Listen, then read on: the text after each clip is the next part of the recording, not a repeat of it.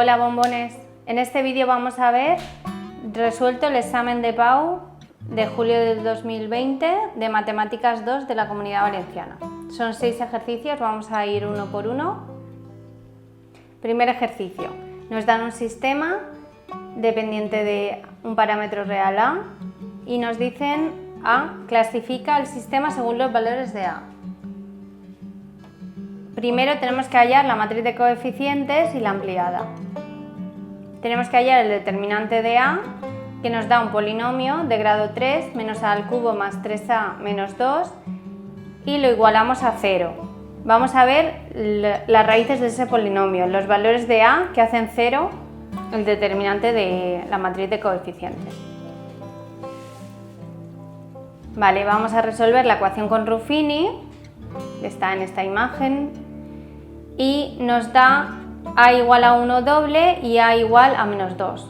A igual a 1 raíz doble y A igual a menos 2 raíz simple. Si el primer caso, si A es distinto de 1, si A es distinto de esos valores, A distinto de 1 y A distinto de menos 2, el determinante de A es distinto de 0. Por lo tanto, el rango de A es igual al rango de la ampliada, que es igual a 3, el máximo. Y el sistema es compatible determinado, tiene una única solución. Otro caso, que A vale menos 2, que A valga menos 2. Sustituimos la A por menos 2 en la matriz de coeficientes y en la matriz ampliada y vemos el rango. Si A vale menos 2, el determinante de A hemos dicho que valía 0. ¿Cuál es el rango de A? Pues cogemos una submatriz 2 por 2 y hallamos el determinante. Nos da distinto de 0, con lo cual el rango de A es 2. Para hallar el rango de la ampliada, ¿qué pasa? Que la columna 4, si os fijáis, es igual a la columna 1, con lo cual el rango de la ampliada va a ser igual al rango de la matriz de coeficientes. Entonces es 2, que ya lo habíamos hallado. Entonces el sistema es compatible indeterminado, tiene infinitas soluciones. Bueno, con que tenga más de una ya es compatible indeterminado. Para otro caso, A igual a 1, hemos sustituido en la matriz de coeficientes y en la ampliada, el determinante de A vale 0 y nos fijamos en las dos matrices para ver el rango. El rango de A es el rango de una matriz, por definición, es el número de filas linealmente independiente o el número de columnas linealmente independientes. Es decir, que una no sea igual a otra ni combinación lineal. Entonces, si nos fijamos en A, es una matriz toda de unos, solo tiene una fila o columna linealmente independiente. Entonces el rango de A va a ser 1 y en la ampliada hay un valor que cambia, con lo cual sí que tiene dos filas linealmente independientes o dos columnas linealmente independientes, con lo cual el rango de la ampliada es 2. Como son distintos los rangos, el sistema es incompatible, no tiene solución, SI. Vamos a hacer un resumen, que sería decir, si A es distinto de menos 2 y distinto de 1, el sistema es compatible determinado, tiene una única solución. Si A es igual a menos 2, el sistema es compatible indeterminado, tiene varias soluciones. Si A es igual a 1, el sistema es incompatible, no tiene solución. B, apartado B, nos piden las soluciones del sistema cuando A valga menos 2. Hemos dicho antes, en el apartado anterior, que si A vale menos 2, el sistema es compatible indeterminado. Sustituimos la A por menos 2 en el sistema y como A es una matriz 3 por 3 y el rango es 2, restamos 3 menos 2 y nos da un parámetro real, ¿vale? X y o z, uno de los tres le llamamos lambda, por ejemplo. Hemos llamado a z igual a lambda y lo que hacemos es, en la primera y segunda ecuación, despejamos x y sustituimos z por lambda. Si resolvemos por igualación, igualamos una expresión a otra y hallamos la y en función de lambda. Y ahora sustituimos la y en una de las dos primeras ecuaciones despejadas de x y nos da 1 más lambda, con lo cual ya tenemos la expresión de las tres variables. X y z es igual a 1 más lambda, lambda, lambda, con lambda real. Nos piden en el C soluciones del sistema cuando A vale 0. Si A vale 0 estamos en el primer caso, que A es distinto de 1 y distinto de menos 2. Entonces el sistema va a ser compatible determinado y va a tener una única solución. Sustituimos la A por 0, se nos queda un sistema sencillo. La primera ecuación la podemos restar con la segunda y nos queda un sistema 2×2 con Y y Z. Si lo hallamos por reducción sumando la primera con la segunda nuevas, nos da 2y igual a menos 2, y igual a menos 1. Sustituimos en las ecuaciones anteriores, nos da la z, y en las anteriores nos da la x. Con lo que ya tenemos la solución, x y z igual a 2 menos 1 menos 1. O puedes decir x igual a 2 y igual a menos 1 y z igual a menos 1. Vale, este es el ejercicio 2. Sea la recta R, x menos 1 partido de 1, y más 1 partido de 1 y z partido de menos 1, el punto P y el punto Q. Nos piden alfa, el punto Q depende de alfa. Nos piden el valor de alfa en el apartado A para que la recta que pase por P y Q sea paralela a R. Para que dos rectas sean paralelas, sus vectores directores tienen que ser proporcionales. Vamos a hallar el vector que va de P a Q, que son las coordenadas de Q menos las de P. Nos queda 1, 1, alfa. Y tenemos el vector director de R, que es 1, 1, menos 1. Si dividimos sus componentes para que sean proporcionales y las igualamos, obtenemos el valor de alfa. Alfa es igual a menos 1. Ese es el apartado A. Apartado B. Ecuación del plano que contiene a P y a Q y es paralelo a R, para alfa igual a 1. Los vectores directores del plano pi son... Vale, como la ecuación del plano, el plano que contiene a P y a Q, en concreto contiene al vector director entre P y Q, el vector que va de P a Q. Y como es paralelo a R, otro vector director también será el vector director de R. Entonces tenemos dos vectores directores del plano, sustituyendo previamente alfa por 1. Entonces, queremos hallar el vector normal al plano pi. Podemos hacer el producto vectorial de los dos vectores directores, que se halla calculando el determinante 3×3 de IJK y los dos vectores. Si hallas este determinante te da menos 2i más 2j más 0k, que significa que es menos 2, 2, 0. Para hallar el vector normal podemos escoger ese o una combinación lineal o un vector proporcional. Lo que hacemos es simplificarlo entre 2 y escogemos el vector normal a pi como menos 1, 1, 0, que van a ser las componentes a, b, c de esa ecuación del plano, y escogemos un punto P o Q que contiene el plano pi, ¿vale? Entonces esas componentes serán x y z y sustituimos todo para hallar la d. D es igual a menos 1 y ahora ya podemos hallar la ecuación del plano pi sustituyendo a, b y c y d. Apartado C. Distancia de Q al plano que pasa por P y es perpendicular a R para alfa igual a 1. Un vector normal a pi, P sería este plano que buscamos, que pasa por P y es perpendicular a R. El vector normal a pi P es paralelo o proporcional al vector director de la recta, porque es perpendicular. Entonces, escogemos ese vector como el vector normal, el vector director de R. Este será nuestro A, B y C, ¿vale? Como en el apartado anterior, y escogemos a P porque ese plano en concreto pasa por P como X y Z. Si sustituimos en la ecuación del plano nos queda D igual a menos 1. Sustituimos en la ecuación A, B, C y D y obtenemos la ecuación del plano. No hemos acabado, ahora nos dice distancia de Q a ese plano. La distancia de Q a ese plano tiene esta fórmula. Sustituimos las coordenadas de Q para alfa igual a 1 como x y z del plano pi-p, partido del módulo del vector normal al plano, que sería raíz cuadrada de 1 al cuadrado más 1 al cuadrado más menos 1 al cuadrado, que es 1 más 1 más 1, que es 3. Entonces nos queda 1 partido de raíz de 3, que es igual a raíz de 3 partido de 3. Unidades de longitud, pondríamos raíz de 3 partido de 3, u. En el ejercicio 3 nos dicen, sea f la función real, f de x igual a x cuadrado más 1 partido de x cuadrado por x menos 1. Nos piden en el apartado A dominio y asíntotas.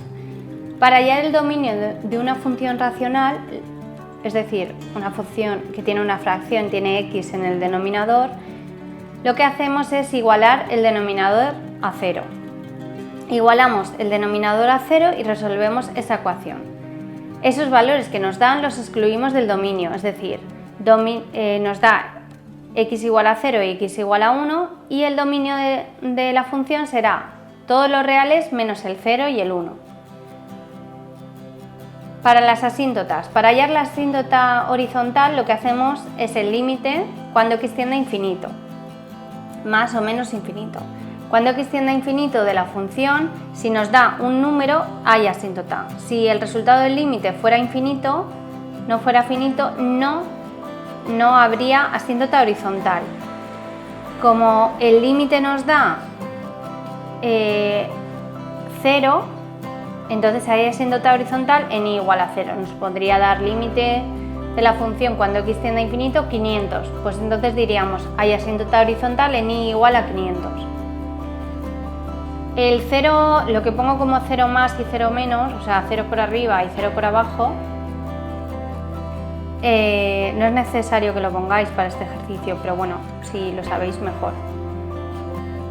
Cuando x tiende a más infinito de la función, si simplificamos, se quedaría como límite de 1 partido por x. Y cuando x tiende a más infinito sería 1 partido de más infinito, que sería 0 positivo, ¿vale? 0 por arriba. 0 más. Y el límite cuando x tiende a menos infinito se quedaría como 1 partido por x, sería 1 partido por menos infinito y nos daría negativo. Nos daría 0 con un menos arriba, ¿vale? 0 por debajo. Eso, lo de 0 por arriba o 0 por abajo, no influye en la asíntota. O sea, no influye en la ecuación de la asíntota. Tenéis que decir asíntota horizontal en y igual a 0, que es el resultado del límite. Para los verticales lo que hacemos es mirar el dominio. Estudiamos el límite en x igual a 0 y x igual a 1. Nos da estos resultados. Cuando x tiende a 0 por la derecha, cuando x tiende a 0 nos da infinito, con lo cual más o menos infinito. Entonces hay una asíntota vertical en x igual a 0. Lo mismo para x igual a 1. Límite cuando x tiende a 1 de f de x nos da más o menos infinito. Luego hay una asíntota vertical en x igual a 1. Luego, para ver los límites laterales, lo que hacemos es límite cuando x tiende a 0 por la derecha, sustituimos la x por un número un poquito más grande que 0, 0,1. Y el denominador nos ha dado negativo, con lo cual ponemos un menos arriba del 0, 0 negativo, y entonces sería 1 partido de 0 con un menos, sería menos infinito, porque es positivo entre negativo, negativo. Lo mismo nos pasa en el límite cuando x tiende a 0 por la izquierda. Lo sustituimos por menos 0,1, la x en el denominador, y nos da menos infinito. Hacemos lo mismo con el 1. Cuando x tiende a 1 por la derecha lo podríamos sustituir por 1,1, cuando x tiende a 1 por la izquierda por 0,9, por ejemplo, y nos queda de esa forma. Ejercicio 3, el apartado P. Integral de f de x y hallar la primitiva de f que pasa por el 2, 0. Para hallar la integral racional, como en este caso el denominador tiene mayor grado que el numerador, lo hacemos descomponiendo el denominador en factores. De esa forma, es igual a partido de x menos 1 más b partido por x más c partido de x cuadrado. Si x estuviera al cubo, lo que haríamos es añadirle un más d partido de x al cubo, siempre hasta el grado que esté cada factor. Entonces, igualamos, lo que hacemos es mínimo común múltiplo en el miembro de la derecha de la ecuación y nos queda, y igualamos numeradores. Nos queda esa expresión y sustituimos para x igual a 0, x igual a 1. En x igual a 0 sustituimos la x por 0 en toda la ecuación y nos da 1 es igual a c por menos 1, o sea, lo que es lo mismo, c es igual a menos 1. Para x igual a 1, si sustituimos nos da 2 igual a a, porque b y c se van, porque tiene como factor x menos 1, si sustituyes el 1 da 0. Nos queda a igual a 2 y c igual a menos 1. Escogemos cualquier valor de la x, ahora por ejemplo x igual a menos 1, sustituimos en la ecuación, sustituimos los valores de a y b, de a y c, y nos da b igual a menos 1. Ya tenemos los tres valores y entonces esa integral es igual. Lo hacemos por separado, integral de 2 partido de x menos 1 más integral de menos 1 partido de x más integral de menos 1 partido de x cuadrado, que nos da 2 por logaritmo neperiano de x menos 1 menos logaritmo neperiano de x más 1 partido por x más k. Ahora, ya hemos hallado la integral de f de x de x, la primitiva de f, tenemos ahí una colección de primitivas, ¿no? Ahora nos piden en concreto la primitiva que pasa por el 2, 0, lo que significa que cuando x vale 0, cuando x vale 2, la primitiva vale 0. O sea, f mayúscula de 2 vale 0. Sustituimos en la expresión anterior y despejamos la k, con lo que nos queda f de x mayúscula igual a esa expresión. Esa es la primitiva de f que pasa por el 2, 0. Ahora en el C nos piden área de la región limitada por f de x y las rectas y igual a 0, x igual a 2 y x igual a 4. Cuando nos piden esto entre x igual a 2 y x igual a 4, esos van a ser los límites de integración. Y como nos dicen entre las rectas y igual a 0, si no queremos dibujar la función, podemos hallar el área como el valor absoluto de la integral entre 2 y 4, que son las rectas que nos dicen, de f de x, es decir, la primitiva sustituida en 4 menos la primitiva sustituida en 2. Sustituimos los valores y hallamos el valor absoluto, que sería 2 logaritmo neperiano de 3 menos logaritmo neperiano de 2 menos un cuarto, unidades de superficie o unidades cuadradas. Ejercicio número 4, nos dan a y b, matrices dependientes del parámetro b real, y en el apartado A nos piden el valor de b para que AB y BA tengan inversa. Es decir, para que una matriz tenga inversa, su determinante tiene que ser distinto de 0. Entonces vamos a hallar las matrices AB y BA, sus determinantes, y ver cuándo es 0 y cuándo no es 0. La matriz A por B se multiplica, nos da una matriz 3 por 3 y si hallamos su determinante con la regla de Sarrus, llegamos a que es 0, independientemente del valor de B. Con lo que decimos que la matriz A por B no tiene inversa para ningún valor de B, porque no depende del valor de B, y es 0. La matriz B por A, ahora hacemos lo mismo, nos da una 2 por 2, hallamos el determinante, pero este determinante sí que depende del valor de B, no es 0, es 12 menos 2b cuadrado. Entonces lo igualamos a 0 y nos da b igual a más menos raíz de 6. Entonces b por a, decimos que b por a tiene inversa para todo b real excepto más menos raíz de 6. Otra forma de decirlo es existe la inversa de ba para todo b perteneciente a todos los reales menos raíz de 6 y 6 y raíz de 6. Ese es el apartado A. Apartado B. Nos pide lo mismo, algo parecido. El valor de b para que a A traspuesta por A tenga inversa. A traspuesta es las filas de A puestas como columnas, o al revés, las columnas de A puestas como filas. AT por A da 2 más B cuadrado, 0, 0, 8. Si hallamos el determinante nos da 8 por, entre paréntesis, 2 más B cuadrado. ¿Qué pasa con B cuadrado? Un número al cuadrado es positivo o 0, pero si le sumas un número positivo va a ser positivo, o sea, 2 más B cuadrado siempre es positivo. Y si lo multiplicas por 8, que también es positivo, da positivo por positivo, positivo. No nos influye si es positivo o negativo, la cuestión es que nunca es 0 ese determinante. Si siempre es positivo o siempre es negativo, nunca es 0, con lo cual siempre tiene inversa para cualquier valor de B.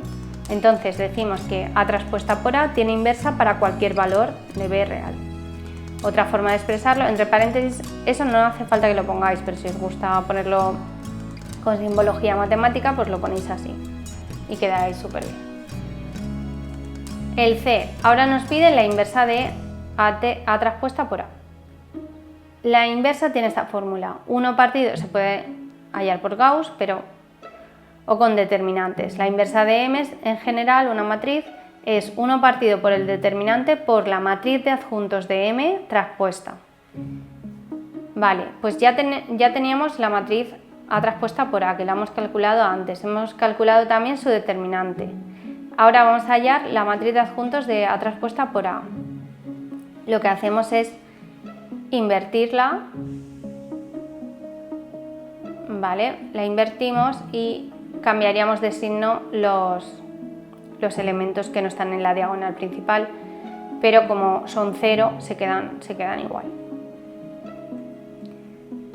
Y ahora es simplemente dividir entre el determinante de A, con lo cual se queda como en la solución, que la he puesto en amarillo, la tenéis.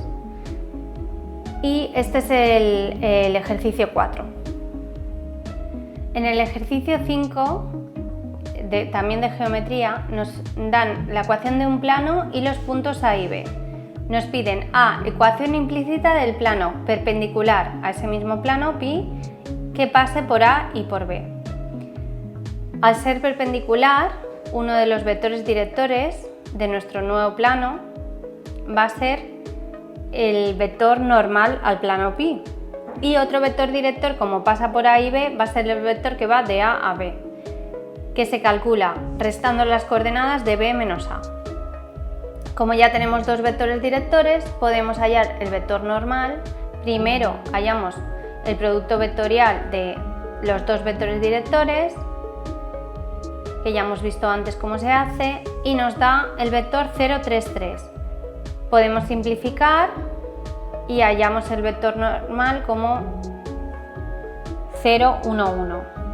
Como tenemos el vector normal, lo hemos llamado al plano P, como tenemos el vector normal a P y escogemos uno de los dos puntos, por ejemplo el B, como X y Z, sustituimos para hallar la D.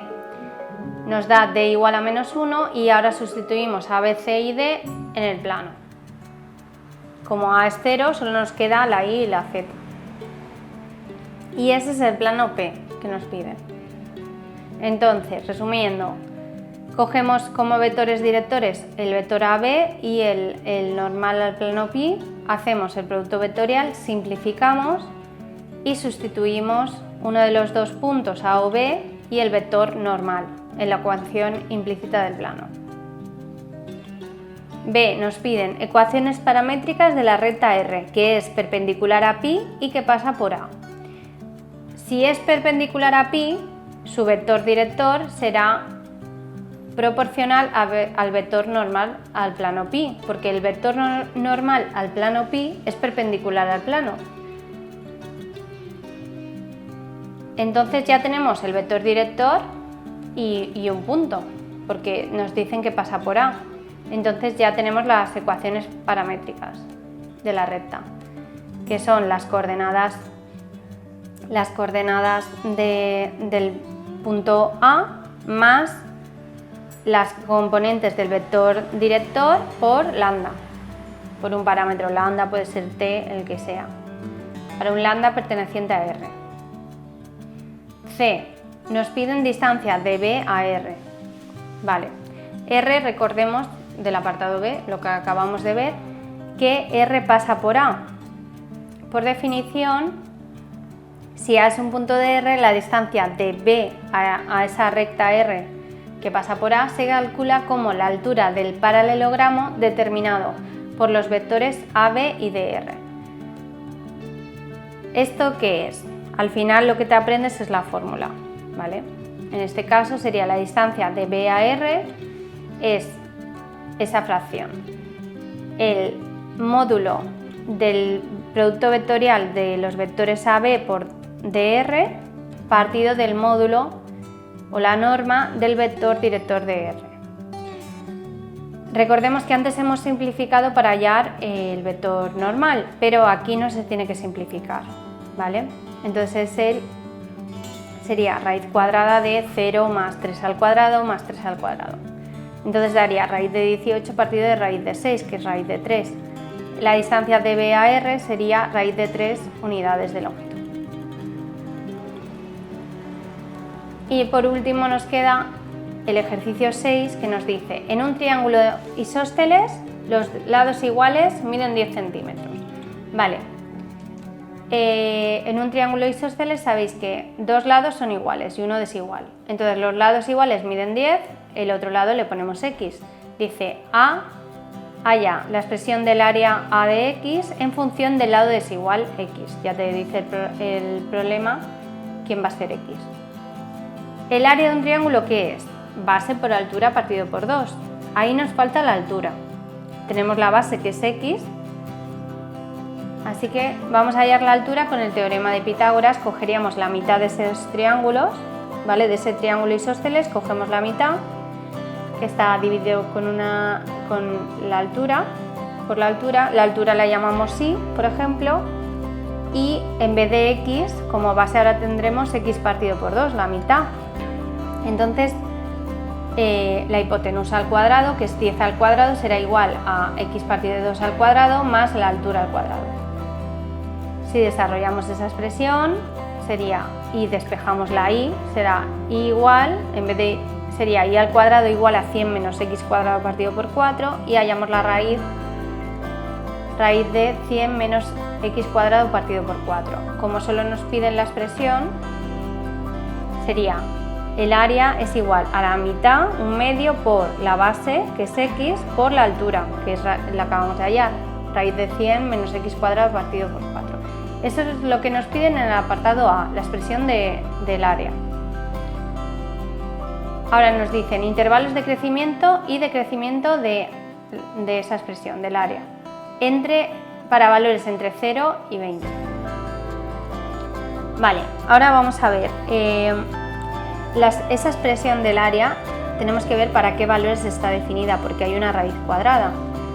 Entonces, es decir, otra forma de verlo es que tenemos que hallar sus dominios. Entonces, el radicando de esa función, el radicando es lo que está dentro de la raíz, 100 menos X cuadrado partido por 4, para que tenga sentido tiene que ser positivo o 0. Entonces, resolvemos esa inecuación, sería X cuadrado partido por 4 menor o igual que 100, X cuadrado partido de X cuadrado menor o igual que 400, si hacemos la raíz, X menor o igual que 20, que era lo que ponía en el intervalo, ahí en el enunciado, ¿no? Nos decía de 0 a 20, está bien. Pero imaginaos que hacemos todo esto y nos da X menor o igual que 15, entonces no estudiaríamos de 0 a 20, estudiaríamos de 0 a 15. Por eso es importante saber el dominio de la función. Vale, seguimos. Entonces, en los intervalos de crecimiento y decrecimiento de una función interviene la derivada. Tenemos que ver para qué valores la derivada es 0, para qué valores es positiva o negativa. Vamos a hallar la derivada, que sería como lo he derivado como un producto. Como es un medio por X por raíz cuadrada de 100 menos X cuadrado partido de 4, entonces sería un medio por la derivada de x, que es 1, por la raíz sin derivar, más un medio de x por la derivada de la raíz. Y nos da todo eso. Si esta expresión lo igualamos a 0 y pasamos a la derecha el segundo miembro, la segunda expresión, pasamos el 8 multiplicando y la raíz multiplicando, nos queda 8 medios por raíz de 100 menos x cuadrado partido por 4 todo al cuadrado es igual a x cuadrado. Dejamos a la x cuadrado sola, a la derecha. Eso nos da 8 entre 2 es 4. La raíz se va con el cuadrado. Entonces, si lo multiplicamos, 4 por 100 es 400 y 4 por x cuadrado entre 4 se va al denominador. Te queda 400 menos x cuadrado igual a x cuadrado. Si pasamos la x cuadrado a la derecha sería 400 igual a 2x cuadrado, 200 simplificamos dividiendo entre 2, 200 es igual a x cuadrado, x es igual a raíz de 200 o simplificándolo 10 raíz de 2. Ahora, el 10 raíz de 2 es un posible máximo o mínimo, es un punto crítico. Ahora tenemos que sustituir la primera derivada en un número, un valor entre 0 y 10 raíz de 2 y otro valor entre 10 raíz de 2 y 20.